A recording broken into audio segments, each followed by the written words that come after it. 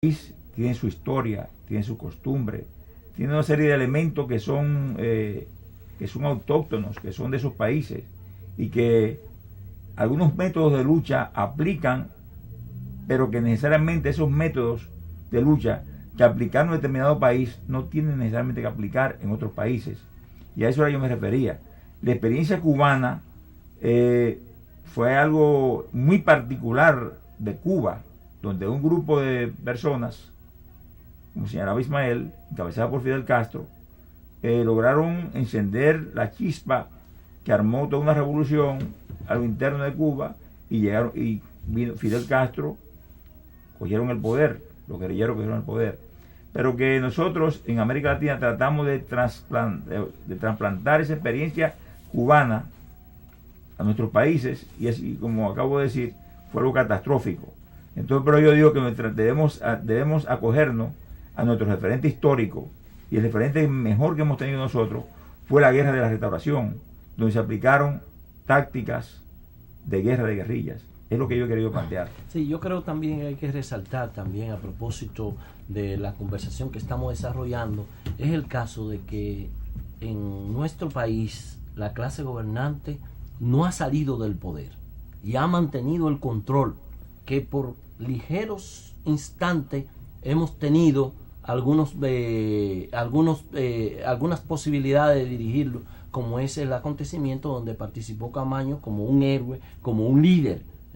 Entonces, esa clase gobernante, tanto con los españoles como todo el proceso, incluso con la independencia nacional, Primera República, Segunda República, Tercera República, ellos han construido sus héroes, y no es por un problema solo de que no se haya investigado. Por ejemplo, de Duarte, es verdad, hay cosas que hay que seguir desentrañando del pensamiento y la obra de Duarte para que el pueblo la asimile, pero es una intención macabra que tiene la clase gobernante de colocar a Duarte en un pedestal para que lo miremos y le llevemos ofrendas florales. Eso pasa con Camaño también. A ellos no le interesan.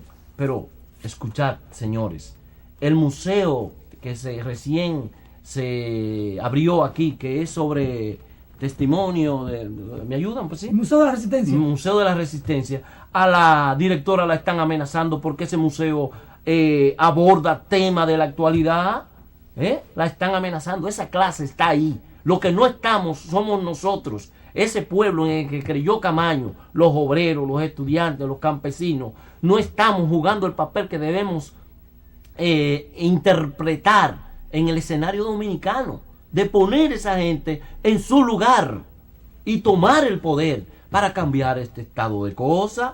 Así, eso veo con relación al caso de Camaño. Pero habría también que decir que Camaño, que estuvo en Londres, que es el acontecimiento antesala para después ir a Cuba y luego venir a la República Dominicana, Camaño en ese país, el seguimiento que le dio el imperialismo, que es el responsable, junto con la solidaridad y la socialización que dan los organismos de inteligencia de los imperios. Ellos se unifican. A Camaño no le perdieron ni pie ni pisá.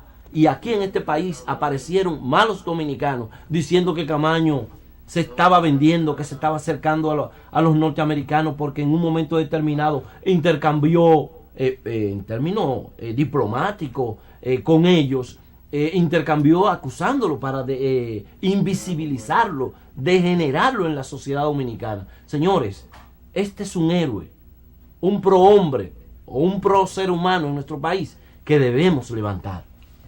José Ismael, yo tengo siempre diferencia de enfoque con usted y con muchos que piensan como usted, en el sentido, usted dice, a Camaño han querido invisibilizarlo.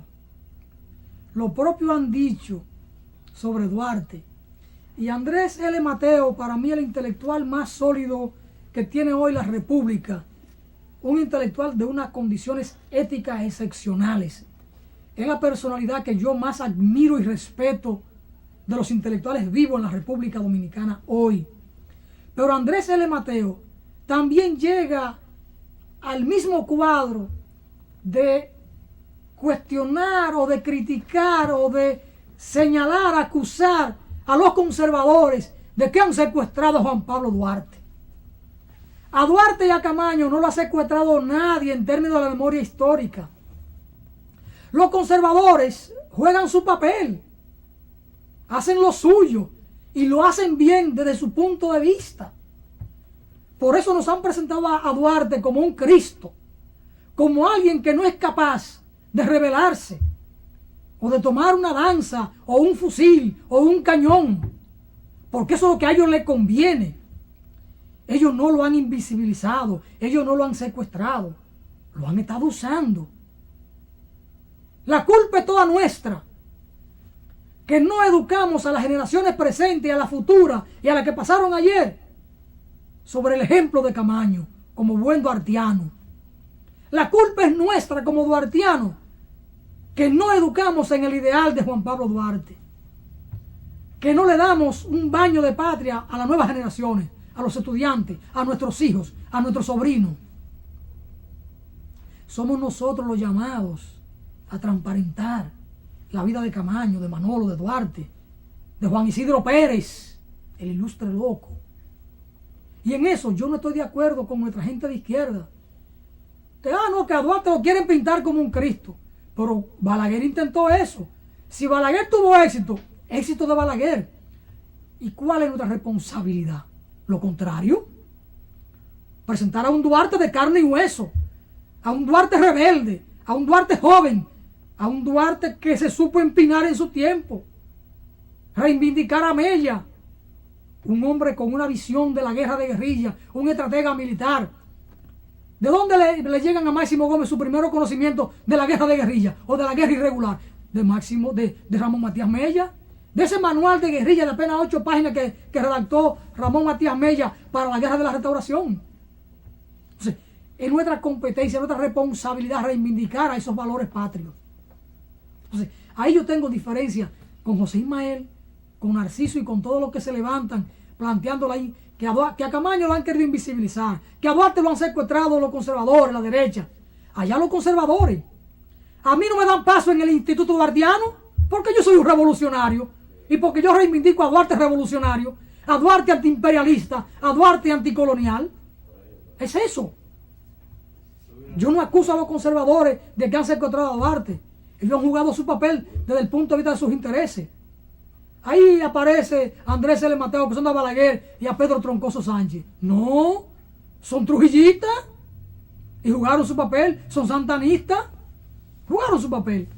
Yo no pierdo mi tiempo acusando a Balaguer del Cristo de la Libertad, ni a Troncoso Sánchez, que quiso presentar a Duarte como lo que no era. No, yo me levanto cada día para elevar el nombre de Juan Pablo Duarte y de los otros héroes. Y a propósito de lo que dice Johnny tiene razón en parte. Por ejemplo, aquí hay que reconstruir la historia a partir de nuestra propia historia. Y José Ismael como historiador tiene mucho que aportar para que la gente nuestra vaya ahondando en el pensamiento social nacional. ¿Qué nos decía Francisco de Rosario Sánchez? Que los reveses no nos desanimen. Si no triunfamos en las ciudades y en los palacios, triunfaremos en los pueblos. Si no en los pueblos, en las aldeas.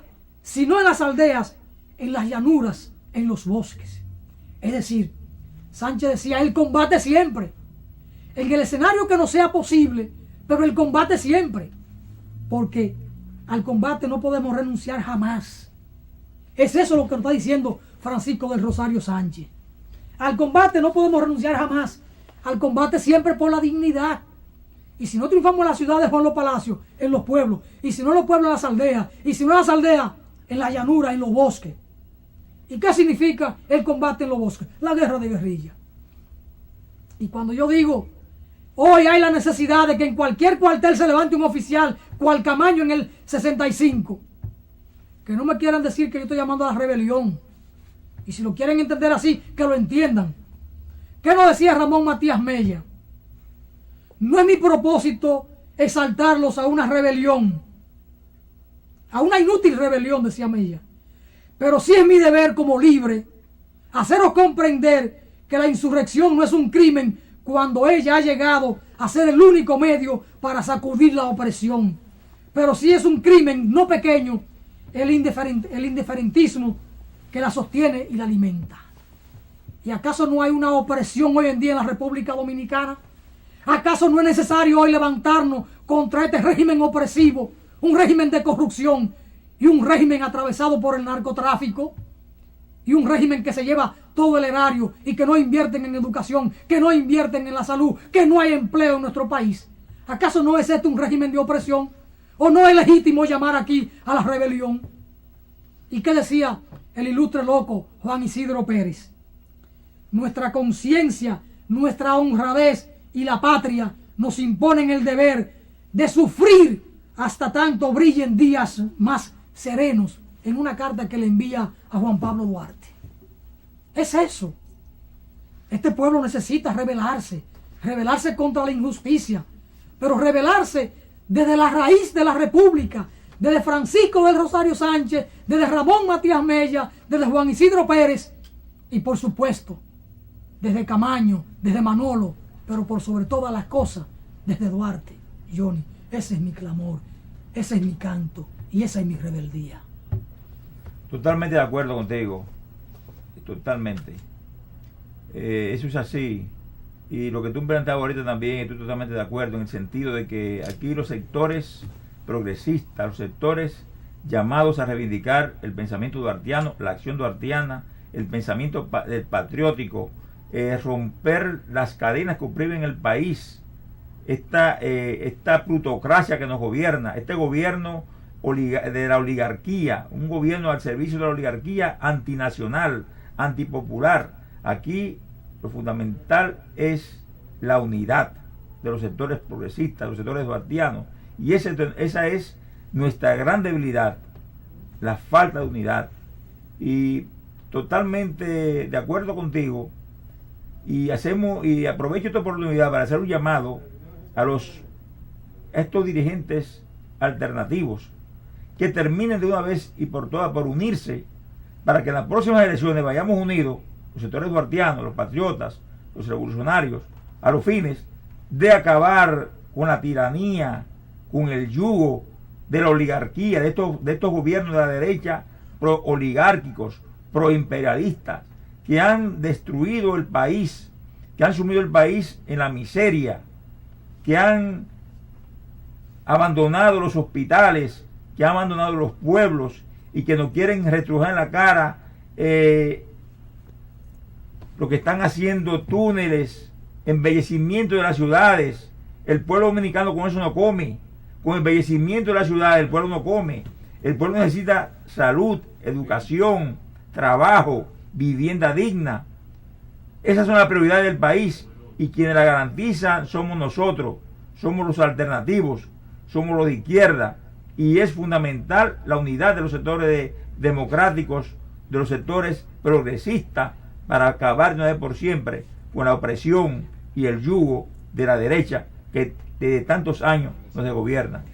Miren, y yo quisiera ya así concluyendo, decirle que la mejor forma de decir es hacer, decía José Martí.